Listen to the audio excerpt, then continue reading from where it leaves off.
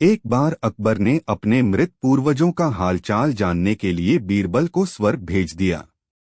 बीरबल राजा अकबर के आदेश का पालन करना अपना धर्म मानते थे, इसलिए वह उनके आदेश को मानने से इनकार नहीं करते थे। लेकिन कोई भी व्यक्ति मृत्यु के बाद ही स्वर्ग जा सकता है।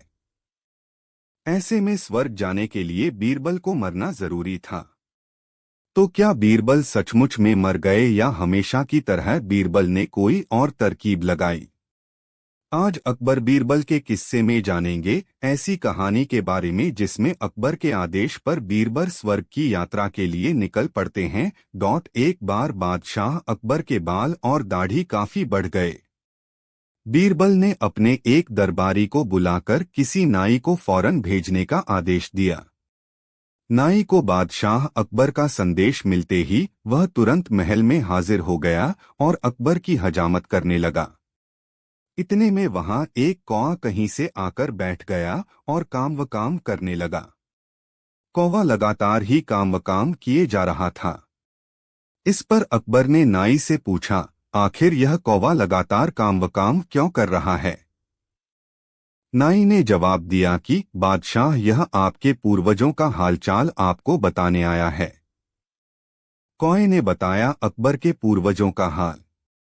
नाई की बात सुनकर अकबर को आश्चर्य हुआ और उन्होंने उससे पूछा कि अच्छा, तो फिर बताओ कि यह कौवा मेरे पूर्वजों के बारे में आखिर क्या बता रहा है?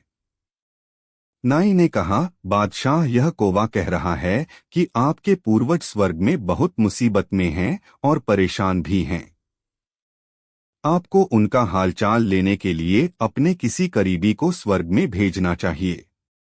नाई की बात पर अकबर को बहुत हैरानी हुई। उन्होंने उससे पूछा कि भला किसी व्यक्ति को जिंदा कैसे स्वर्ग में भेजा जा सकता है? इस पर नाई कहता है, बादशाह, मेरी नजर में एक पुरोहित है जो ये सब काम बहुत सरल तरीके से करता है। बस आप अपने किसी एक करीबी को स्वर्ग जाने के लिए राजी कर लीजिए। कौन जाएगा स्वर्ग? नाई के आश्वासन पर अकबर किसी एक को स्वर्ग भेजने के लिए तैयार हो जाते हैं। वह दरबार में अपने सभी करीबी दरबारियों को बुलाते हैं और नाई की पूरी बात उन्हें बताते हैं। इसके बाद सभी दरबारी एक मत में बीरबल का नाम आगे रखते हैं।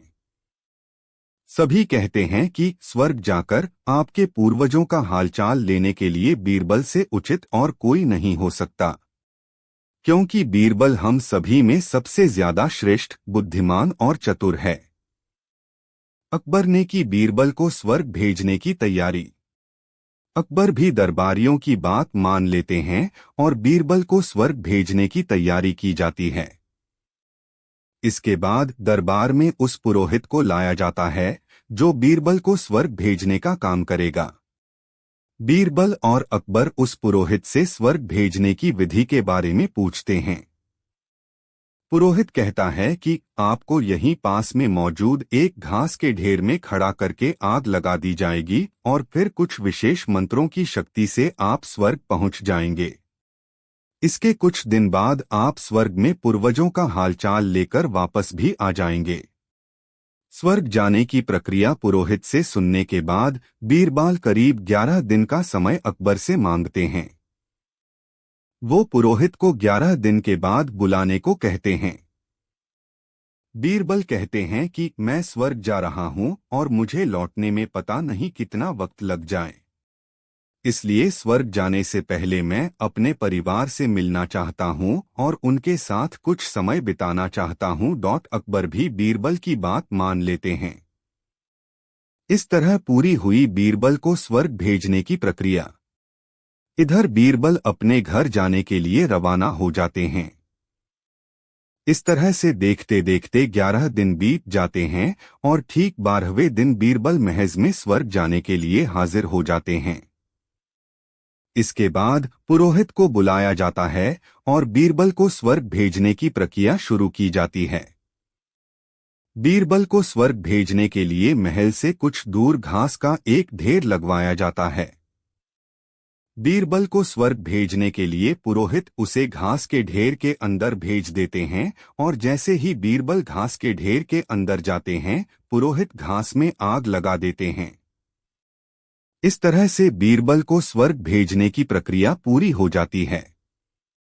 स्वर्ग की यात्रा कर लौटे बीरबल। इस तरह से पूरे 2 महीने बीत जाते हैं और अकबर को बीरबल की चिंता होने लगती है। तभी अचानक बीरबल दरबार में हाजिर हो जाते हैं।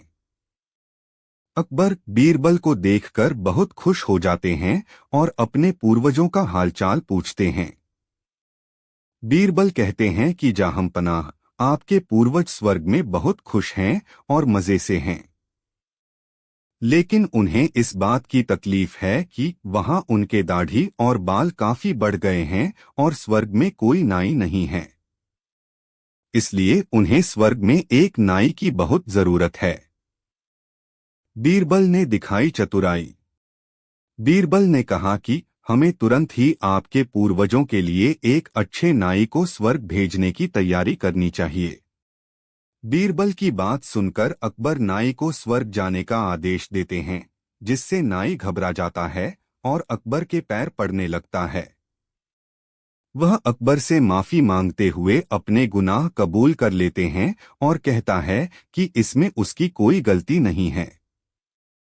ये सब तो उसने वजीर के कहने पर किया था। ये सब उन्हीं की साजिश थी, क्योंकि वह बीरबल को अपने रास्ते से हटाना चाहते थे। सारी सच्चाई सामने आते ही अकबर वजीर और उनके साथियों को सजा देने का आदेश देते हैं और उन्हें जेल में बंद कर दिया जाता है। एक बार फिर से बीरबल की चतुराई के कायल हुए अकबर। इसके बाद अकबर बीरबल से पूछते हैं कि आखिर तुम्हें इस सच्चाई का कैसे पता चला और तुम घास के ढेर में आग लगने के बाद भी कैसे बच गए।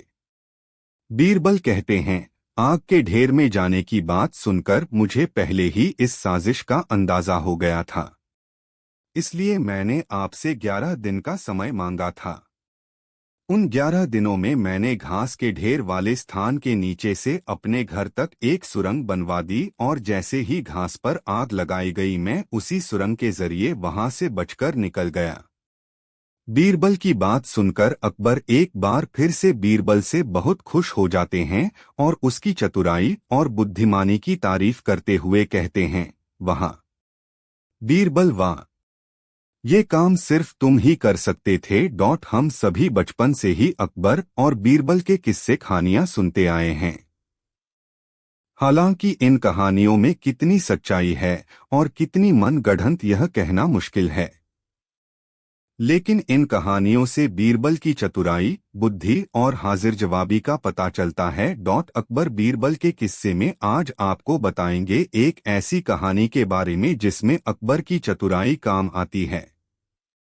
जी हाँ, अब तक तो आपके बीरबल की चतुराई और बुद्धि की कहानियां सुनी होंगी, लेकिन इस कहानी में आपको अकबर की चतुराई के बारे में पता चलेगा, जिससे वो अपने प्रिय बीरबल को ढूंढ निकालने में सफल होते हैं।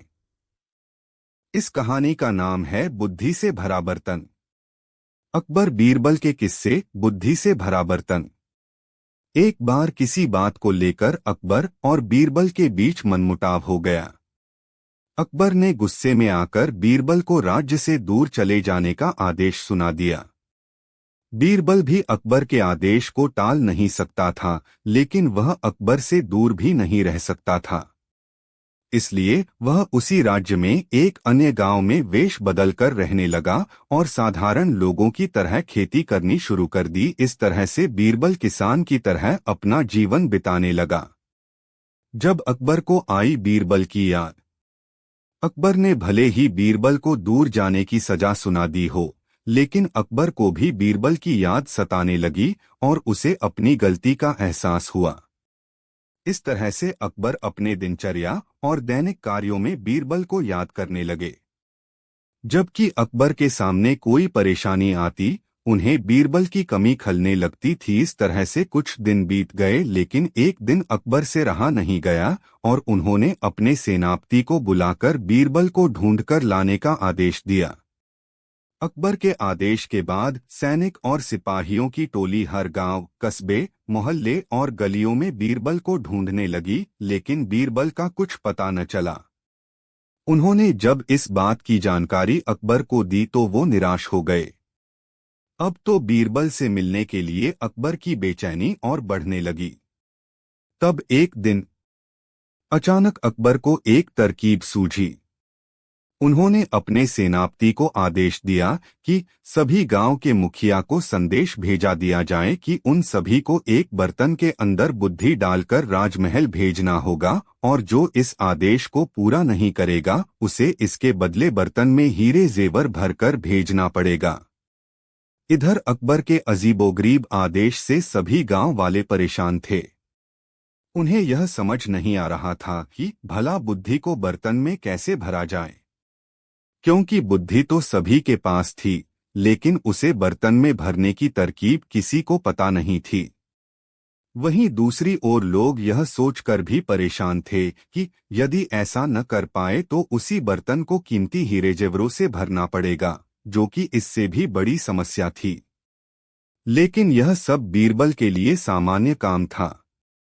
अकबर के इस अजीबोगरीब आदेश की चर्चा दूर दूर तक के गांव में थी और बीरबल को भी इस बारे में पता चला। गांव के सभी लोग निराश होकर बैठे हुए थे कि तभी वहां किसान के रूप में वेश बदले हुए बीरबल पहुंचे। उन्होंने कहा कि वह इस समस्या का समाधान निकाल सकते हैं। बीरबल की बात पर किसी को यकीन नहीं हुआ, लेकिन उनके पास बीरबल पर विश्वास करने के अलावा और कोई रास्ता भी नहीं था। इसलिए सभी बीरबल को इस काम की बागडोर सौंप दी। उस समय गांव में तरबूज की फसल उगाने का समय था। बीरबल ने तरबूज के पौधे की एक बेल को एक बर्तन में डाल दिया और धीरे धीरे उस बेल में तरबूज का फल लगने लगा। कुछ समय बाद तरबूज ने बर्तन का आकार ले लिया। इस तरह से जब बर्तन तरबूज से पूरा भर गया तो बीरबल ने बेल को फल से अलग किया और उस बर्तन को तरबूज समेत अकबर के दरबार में भिजवा दिया। इसके साथ ही यह संदेश भी भेजा कि उस बर्तन के अंदर बुद्धि भरी है और बिना बर्तन तोड़े ही बुद्धि को निकालना होगा। जैसे ही अकबर ने तरबूज से भरे बर्तन को देखा और संदेश को पढ़ा तो वो कि ऐसा विचार केवल बीरबल को आ सकता है। अकबर ने तुरंत सैनिकों से अपना घोड़ा मंगवाया और बीरबल को वापस लाने के लिए गांव की ओर निकल पड़े। मुगल शासक जलालुद्दीन मोहम्मद अकबर और उनके मुख्य सलाहकार बीरबल महेश दास की कहानियां खूब प्रसिद्ध है। हम सभी बचपन से ही अकबर और बीरबल की कहानियां और किस्से सुनते आए हैं। अकबर बीरबल के मजेदार वार्तालाप, खट्टी मीठी नोकझोंक और घटनाओं को किस्से कहानियों से रूप में पिरोकर सालों साल सुनाया जाता रहा है। पीढ़ी दर पीढ़ी अकबर बीरबल की कहानियां और किस्से विकसित होती रही है। आज अकबर बीरबल के किस्से में आपको बताएंगे एक ऐसी कहानी के बारे में जिसमें बीरबल यह साबित कर देते हैं कि दुनिया में देखने वालों से अधिक संख्या अंधों की है। एक बार किसी बात को लेकर अकबर और बीरबल चर्चा कर रहे थे। तभी अकबर बीरबल से बोले कि दुनिया में हर 100 में एक व्यक्ति अंधा है।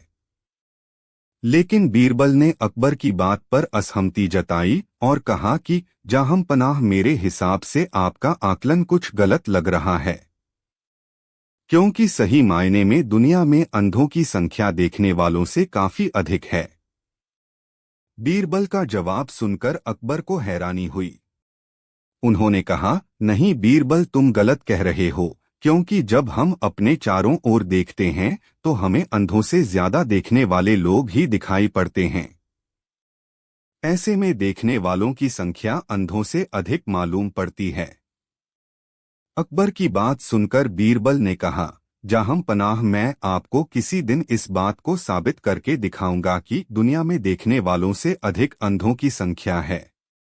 बीरबल की बात सुनकर अकबर ने कहा, ठीक है, जिस दिन तुम सबूत के साथ इस बात को साबित कर दोगे उस दिन मैं भी यह मान लूंगा। इसके बाद यह चर्चा समाप्त हो जाती है। इस तरह से करीब 2 दिन बीत जाते हैं और अकबर इस चर्चा को पूरी तरह से भूल जाते हैं। लेकिन इधर बीरबल अपनी बात को सही साबित करने के लिए तरकीब ढूंढने में लगे रहते हैं और इसी तरह से करीब 4 दिन बीत जाते हैं। इस बीच बीरबल को एक तरकीब सूझती है और वो दो मुनीम के साथ बाजार जाते हैं। इस तरकीब से बीरबल ने बनाई अंधे और देखने वालों की सूची। इसके बाद कुछ सिपाहियों को एक चारपाई की चौखट और उसे बुनने के लिए रस्सी लाने को कहते हैं। इसके बाद बीरबल अपने दोनों मुनीमों से कहते हैं कि आप दोनों में एक मेरे दाएं और एक बाएं तरफ बैठ जाएं। दाएं बैठ हुए मुनीम को वो आदेश देते हैं कि आप राज्य में मौजूद अंधों की सूची तैयार करेंगे और बाएं मुनीम से कहते हैं कि आप देखने वालों की सूची तैयार करेंगे। बीरबल का आदेश मिलते ही दोनों मुनीम अपने काम पर लग जाते हैं और इधर बीरबल चारपाई बुनने का काम भी शुरू कर देते हैं। इस तरह से बीरबल को बीच बाजार में चारपाई बुनते हुए देख धीरे धीरे लोगों की भीड़ जमा होने लगती है। भीड़ में से एक आदमी बीरबल से कहता है, आप ये क्या कर रहे हैं? लेकिन बीरबल सवाल का कोई जवाब नहीं देते और अपने दाएं बैठे मुनीम को इशारा करते हैं कि इस आदमी का नाम वो अंधे की सूची में लिख लें। इस तरह से जैसे जैसे समय बीतता जाता है, लोगों की संख्या भी बढ़ती जाती है। बाजार में आने वाले सभी लोग बीरबल को देख अपनी जिज्ञासा शांत करने के लिए उससे यही सवाल पूछते हैं कि आप ये क्या कर रहे हैं?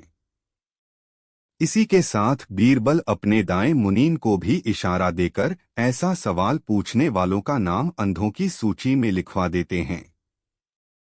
इसके बाद एक आदमी आता है और बीरबल से पूछता है कि आप इतनी धूप में बीच बाजार में चारपाई क्यों बन रहे हैं? अब बीरबल बाएं ओर बैठे मुनीम को ऐसा सवाल पूछने वाले का नाम देखने वाले की सूची में लिखने का इशारा करते हैं।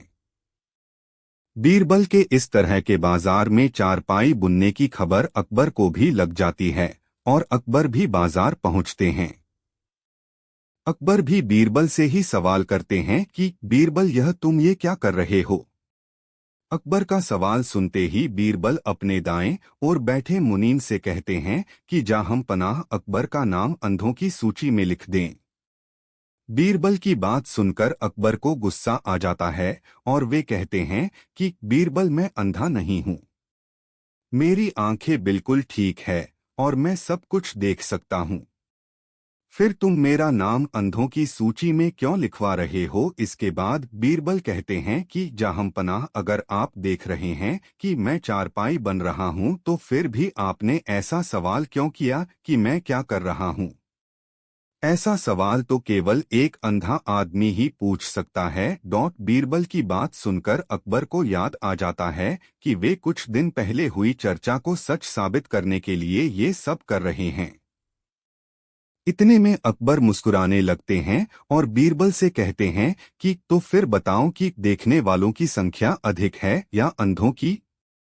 बीरबल कहते हैं, जाहम पनाह मैंने तो पहले ही कहा था कि दुनिया में देखने वालों से अधिक अंधों की संख्या है और मैंने जो सूची तैयार करवाई है उसमें भी यही बात सच साबित होती है।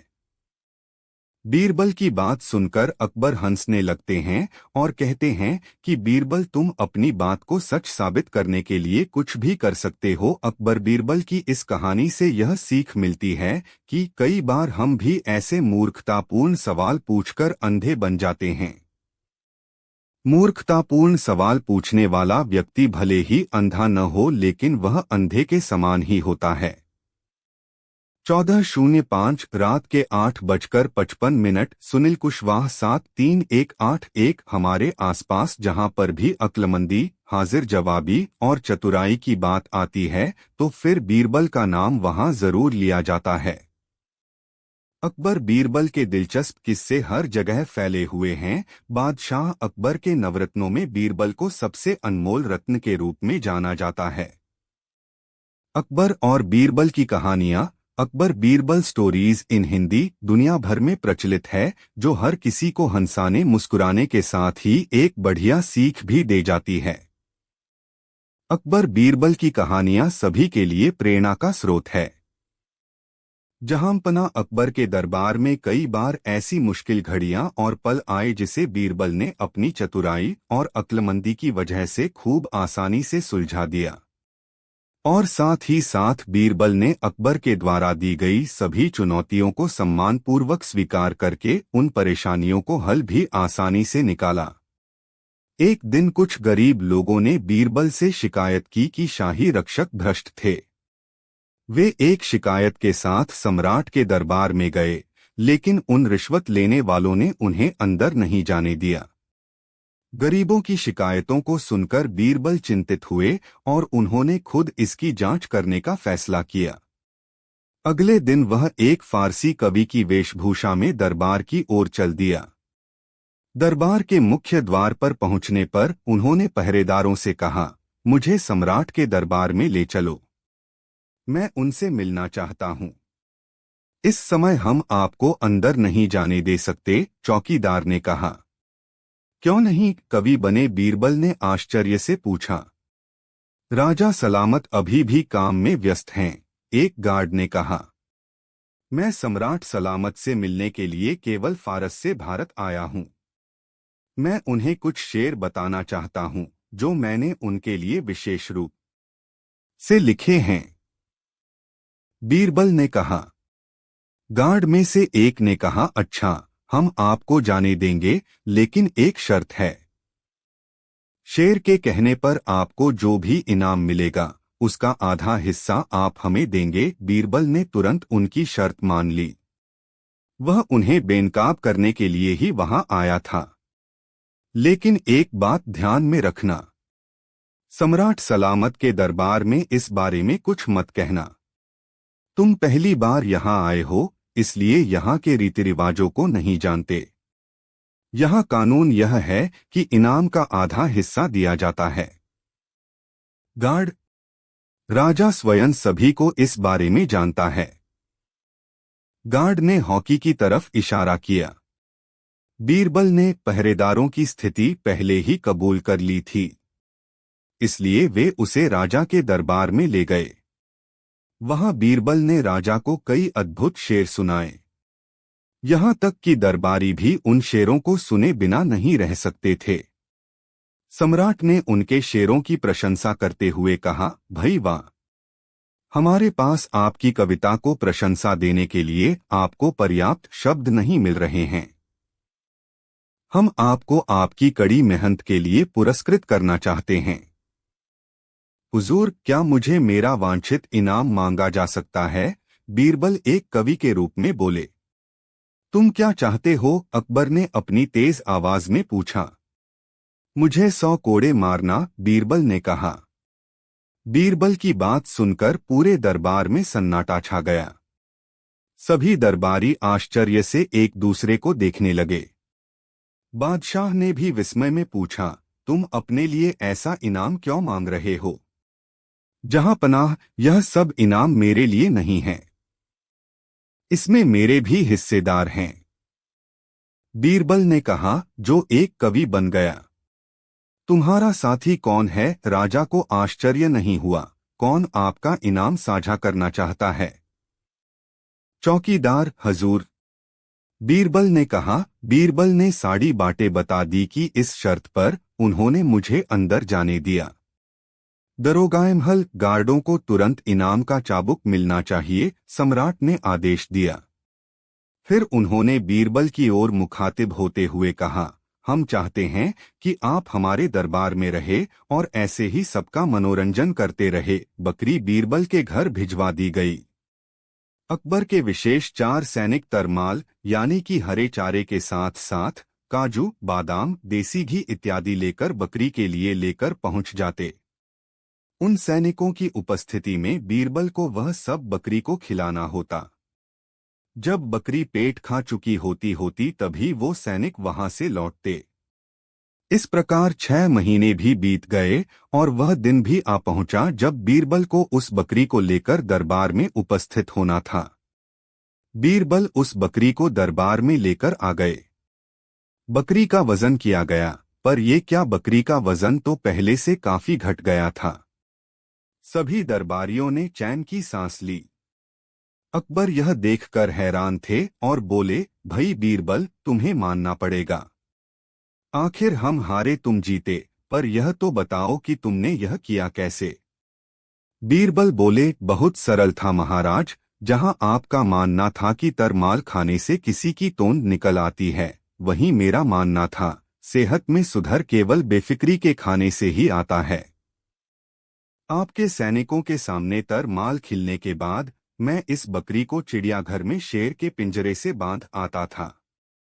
जहां शेर पिंजरे में होने की वजह से इसे खा तो नहीं पाता था, पर इस पर बार बार झपटता रहता था। शेर के बार बार इस पर झपटने से यह सारी रात बिना सोए बहुत डरी सहमी रहती थी, जिसके कारण ये मोटी होने के बजाय दुबली होती गई। अकबर समझ गए कि एक बार फिर बीरबल ने उनको अपनी बुद्धिमत्ता का परिचय दे दिया है। अकबर यह सोच ही रहे थे, तभी बीरबल ने कहा, गुस्ताखी माफ जहांपनाह, पर तोंद तो आपकी भी निकल आई है। बीरबल की बात सुनकर सभी दरबारी मन ही मन मुस्कुराने लगे और बादशाह अकबर कहकहा लगाकर हंसने लगे। अकबर ने एक बार बीरबल को किसी वजह से बदनाम किया और उसे अपने राज्य से भगा दिया। बीरबल ने एक दूर के गांव जाकर अपनी एक नई पहचान बनाई और एक किसान के रूप में काम करना शुरू कर दिया। कुछ हफ्ते के बाद अकबर ने बीरबल को याद करना शुरू कर दिया और इसलिए अपने सैनिकों से कहा कि वह कहाँ है और उसे वापस राज्य में लाएं। सैनिकों ने राज्य के एक छोर से दूसरे छोर तक खोज की, लेकिन बीरबल को नहीं खोज सके। फिर अकबर ने बीरबल को खोजने का विचार बनाया। उसने पूरे राज्य में यह संदेश भेजा कि प्रत्येक गांव के मुखिया को उसे बुद्धि से भरा हुआ एक बर्तन भेजना होगा। जो कोई भी बुद्धि से भरा बर्तन नहीं भेज सकता, वह सोने और हीरे से बर्तन उन्हें भेज सकता है। गांव वाले खड़े हो गए और आश्चर्यचकित हो गए कि अकबर को बुद्धि का बर्तन कैसे भेजा जाए। अकबर को लगा कि बीरबल को शहर में वापस लाने का एकमात्र तरीका एक चुनौती ही है। बीरबल के गांव के लोग घोषणा को बेतुका समझ रहे थे और सोच रहे थे कि बर्तन को कैसे भरा जाए। बीरबल ने मदद करने के लिए कदम बढ़ाया और राजा को जो वह चाहते थे उसे देने का एक तरीका सोचा। उसने बेल से अलग किए बिना एक छोटा तरबूज बर्तन में डाल दिया। उसने इसे हर दिन पानी दिया और इसे इतना बड़ा किया कि बर्तन में सारा तरबूज से भर गया। फिर बीरबल ने तरबूज को बेल से अलग किया और बर्तन के साथ राजा के पास भेजा। उस पर एक निर्देश था, यदि आप सावधानी से बिना कटे तरबूज को बाहर निकालते हैं तो आपको बर्तन में बुद्धि मिल सकती है। अकबर ने महसूस किया कि केवल बीरबल ही बर्तन भेज सकता था। उन्होंने स्वयं गांव की यात्रा की और बीरबल को वापस राजधानी ले आए। नैतिक यहाँ तक कि सबसे कठिन सवालों का जवाब बड़ी चतुराई से दिया जा सकता है अगर आप अलग सोचते हैं तो। पूर्वज स्वर्ग में कैसे रह रहे हैं? नाई ने पूछा। कई बार मेरे मन में आया, पर कैसे पता लगाया जाए? मुझे इसका कोई तरीका नहीं पता। राजा ने बता दिया। हुजूर, मुझे मालूम है कि मुझे स्वर्ग में कैसे जाना है। कुछ आने वाले महात्माओं ने मुझे यह विधि बताई थी। आप सिर्फ वही चुनें जिसे आप पूर्वजों की खोज के लिए भेजना चाहते हैं। वह व्यक्ति निश्चित रूप से बहुत बुद्धिमान होना चाहिए। नाई ने कहा। बीरबल और कौन? मैं उसे स्वर्ग भेजूंगा, राजा ने चिरपरिचित ढंग से कहा। लेकिन एक बात बताओ, यह सब कैसे होगा? बहुत आसान है हुजूर। एक चिता जलाई जाएगी, बीरबल को लाठी से ढका जाएगा और उन्हें लाठी से ढका जाएगा। जब चिता धू धू कर जलने लगेगी तो बीरबल महाराज अपने धुएं के साथ जन्नत में पहुंचेंगे। नाई ने अपने होंठ चबाते हुए कहा। बादशाह समझ गया कि नाई बीरबल को नुकसान पहुंचाने के लिए यह सब बकवास कर रहा था, लेकिन उसे बीरबल की क्षमता